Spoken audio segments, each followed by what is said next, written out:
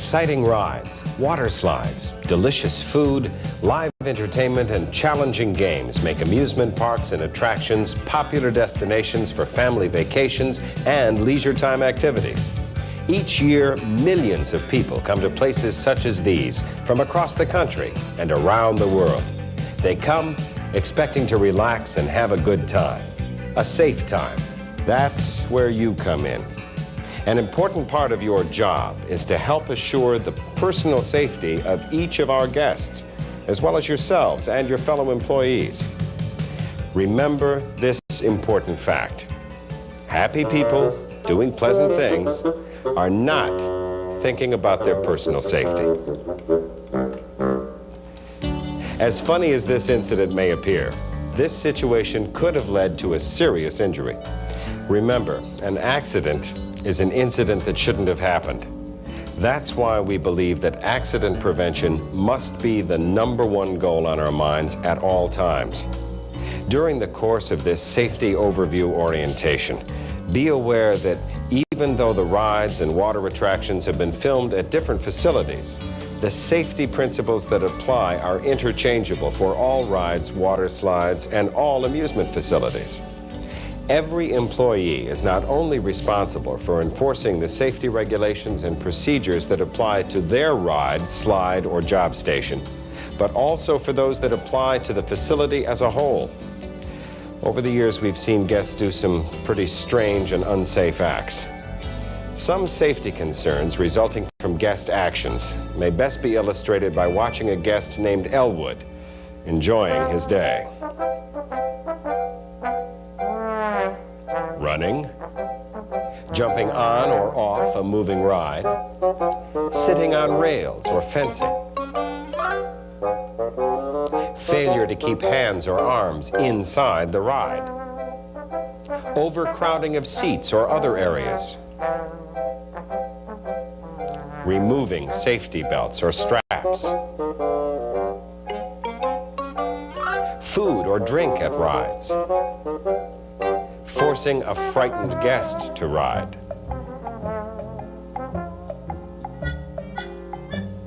intoxication or drug use,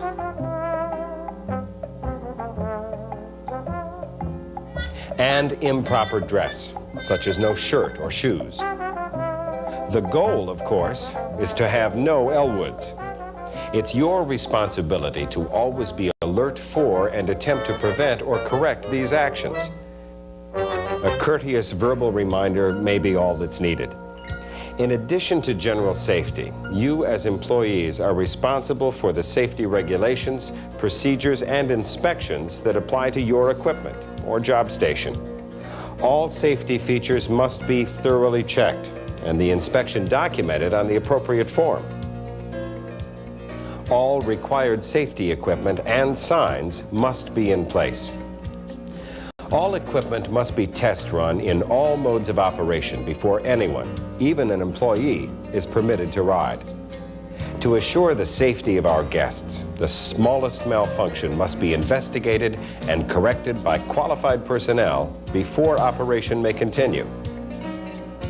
It's extremely important to watch small children carefully because these little people do not see the need for caution. Before starting your ride, all attendants must check all safety belts, lap chains, and safety bars. Never rely upon any adult or guardian attending children. You make the check. After you've checked all the seats and before starting your ride, look one more time to make sure no one has moved out of their seat. Operators on children's rides must be very alert at all times. When working on larger rides or water slides with other operators or attendants, you should use the appropriate hand signals to indicate when the final safety check has been made. Many rides and attractions have a height limit for the protection and safety of our guests. So many children think tall, but this doesn't make them big enough to participate. Let's see how an alert operator handles a guest who is too short to ride. Hi there, how are you? Just a minute here, let me check his size. He's not quite tall enough for this ride. There are some smaller rides over in Kittyland that would be perfect. That's okay. He can ride. I'll take full responsibility. I'm sorry, ma'am. We can't change the rules. You need to be at least 54 inches to ride this ride.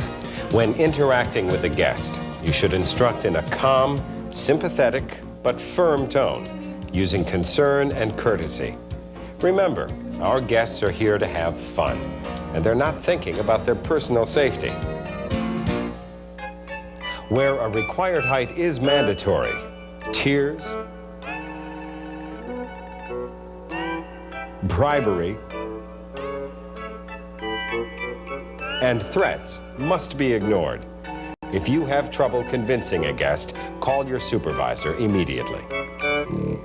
One group of guests that require special care and consideration are the handicapped. Where possible, take great pride in accommodating these very special guests to help ensure their comfort and safety. Access to rides and attractions for wheelchair guests will be discussed in your on-site training. But you should remember these important points when dealing with handicapped guests. 1, except for obvious courtesy, you should not assist in moving handicapped guests because each medical situation varies. You haven't been trained as to the proper lifting and carrying for every handicap. 2, some guests may not have the strength to participate alone and should be attended by at least one responsible person who is familiar with their limitations. Even so, if the ride is not suited for them, they should not be allowed to participate. And 3, follow specific procedures as outlined by your instruction manual or supervisor. Signs may inform guests as to the kind of ride they can expect to experience. It's part of your job to help guests make an educated decision as to whether they should or should not participate at a certain attraction. Remember, it's your responsibility to enforce all safety policies and help guests understand them. As employees, you have some other responsibilities as well. First, dress neatly.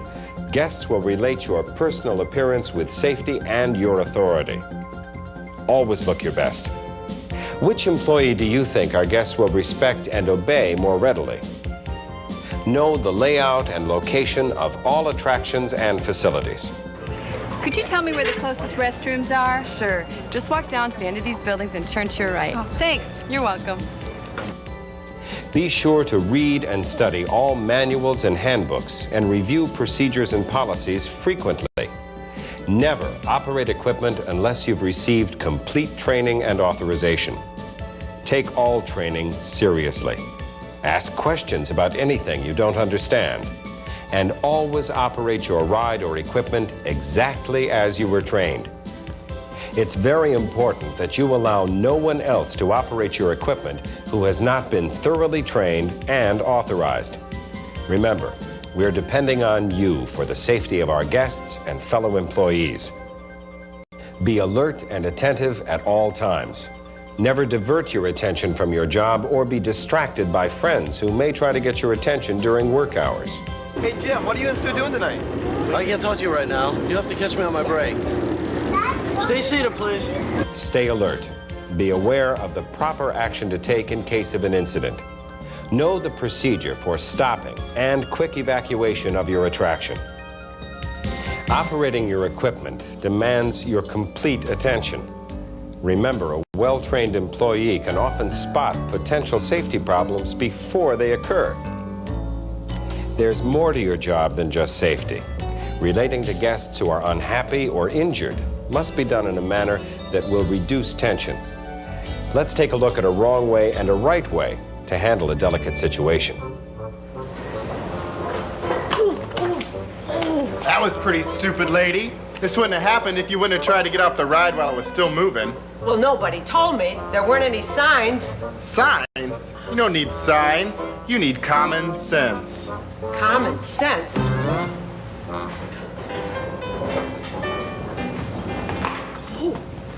Are you all right, ma'am? Can you walk? That's all right. I think I just sprained my ankle. Here, let me help you over to that bench. I'll call someone from first aid to come over and help. Thank you. Remember, when relating to guests in any situation, what you say and how you say it can matter a lot in reducing tension and keeping guests happy. In addition to our guests, you have the responsibility to safeguard yourselves against possible dangers and health hazards.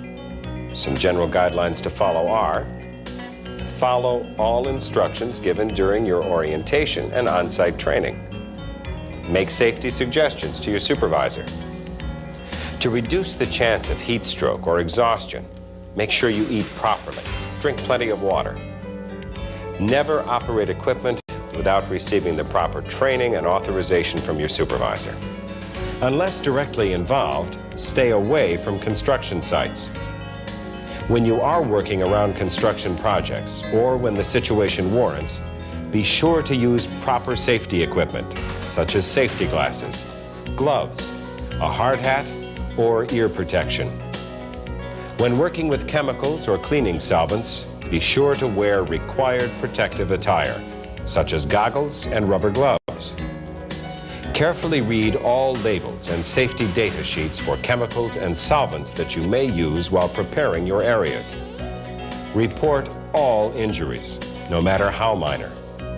Remember, our combined efforts will ensure a safe, clean, and pleasant environment for yourself, your coworkers, and our guests. For whatever attraction at which you're stationed, there will be daily housekeeping duties.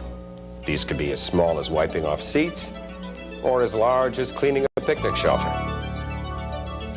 But each one is just as important to the safety and comfort of our guests. Report major cleanliness problems and hazards, such as spills on walkways and overflowing restroom facilities, to the appropriate personnel. Practice good housekeeping throughout your shift by picking up cups, papers, and other trash from around your attraction or wherever you see it. Remember, clean is safe.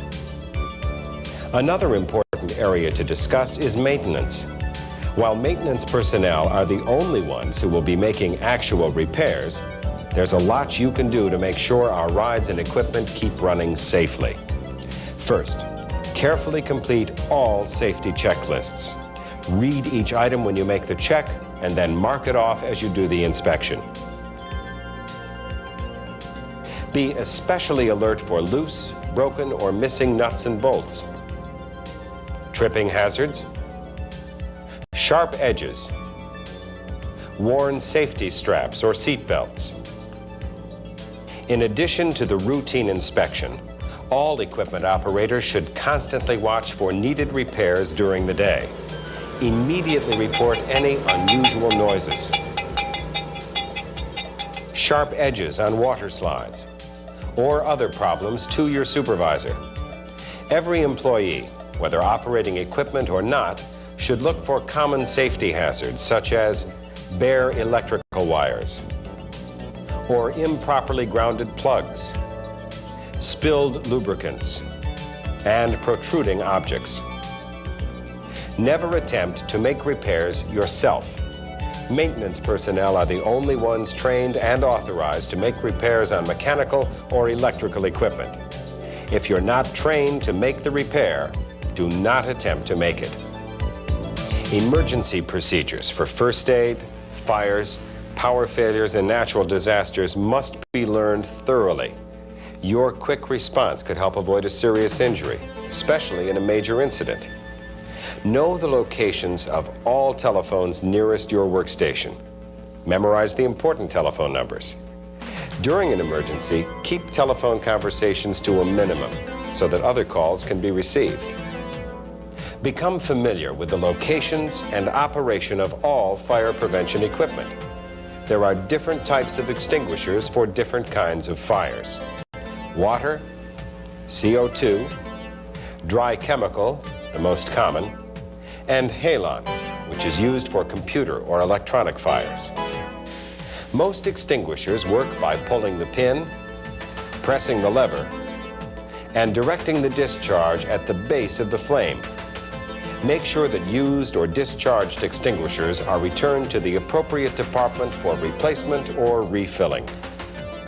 If you work inside, make sure that fire exits are not blocked and that all exit signs are working. You should learn the exact policies and procedures regarding the safe handling of fires. With regard to first aid, know the company's first aid policy. It's a good idea to learn and understand basic methods of life-saving, such as CPR, the ABCs, that is, airway, breathing, and circulation, and the Heimlich maneuver. General accident procedures should include stop operation of the ride, slide, or attraction. Assist the injured. In the event of a serious injury, such as major trauma, broken bones, or head, neck, or back injuries, do not move the injured person, as this may increase the extent of the injury. Call security or first aid. Report the incident to management. Get names and addresses of all witnesses, and try to retain them if possible for investigative personnel. Above all, do not discuss the incident or make statements to anyone except authorized personnel from our company. Another incident that requires immediate attention is a power failure. It's a good idea to have authorized personnel turn off circuit breakers to prevent accidental startup or damage to equipment when power resumes. You'll learn more about this in your on-site training. Assist guests in exiting rides and darkened buildings. When the power comes back on, you'll be given permission to test run the equipment, after which you may resume normal operation. Remember, after a major power failure, you must make another test run of your equipment in all modes of operation. During this presentation, you've been given an overview of amusement facility safety. After working a few weeks, you'll develop a sixth sense regarding guests and their movements. And as you perform your duties, you'll learn to be more aware of what's happening near and around your workstation. You will be thinking safety. Leisure and recreation employees are special people. They are alert. They use good judgment. Their appearance is pleasing, and they are courteous to our guests. Because our guests get special treatment, they keep returning to amusement facilities and attractions around the world. Because of you, our guests know they are welcome. They know they will have a good time. And even though they don't think about it, they know they will be safe.